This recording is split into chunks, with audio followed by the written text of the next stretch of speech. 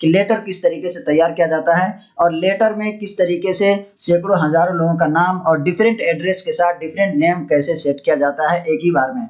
तो चलिए सबसे पहले हम इसको सिलेक्ट करते हैं। ये हमारा लेटर यहाँ पे सिलेक्ट हो चुका है। लेटर हम पहले से टाइप किए हुए हैं तो वो हम यहाँ पे कॉपी करके ले आते हैं। यहाँ पे हमारा पहले से लेटर टाइप किया हुआ है तो इसको हम यहाँ से कॉपी कर लेते हैं और इसमें हम इसको पेस्ट कर लेते हैं। ये लेटर हमारे पास आ चुका है।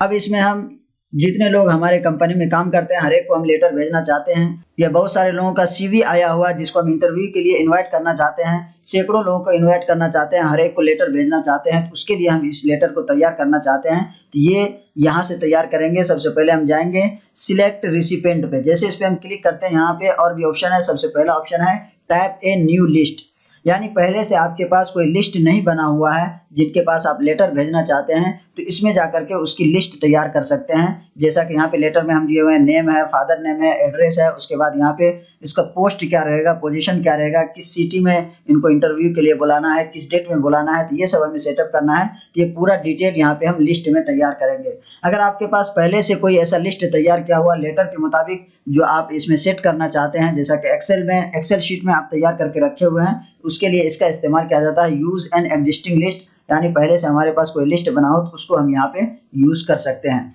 तो चलिए सबसे पहला वाला हम ये ऑप्शन आपको अभी यूज करके दिखाते हैं। जैसे हम इस पे क्लिक करेंगे तो ये देखिए यहाँ पे ऑप्शन आ गया। यहाँ पे हम टाइटल देंगे, यानी पोस्ट, किस पोस्ट के लिए हम इसको इंटरव्यू के लिए बुलाना चाहते हैं। यहाँ first name, last name, company name, address, इसमें पूरा डिटेल दिया हुआ है। कंपनी नेम, एड्रेस है, डबल एड्रेस दिया हुआ है, उसके बाद यहाँ पे सिटी दिया है, स्टेट दिया है, जिप कोड दिया है। अब जो यहाँ पे डिटेल दिया हुआ है जिसको हम यहाँ पे लिस्ट के लिए तैयार करना चाहते हैं वो हमारे लेटर के मुताबिक नहीं है। यानी लेटर में हमारा नेम है, फादर नेम है, एड्रेस है, यहाँ पे टाइटल है, first name, last name, company name, father name का ऑप्शन नहीं है, तो इसको हमें इसमें सेट करना है।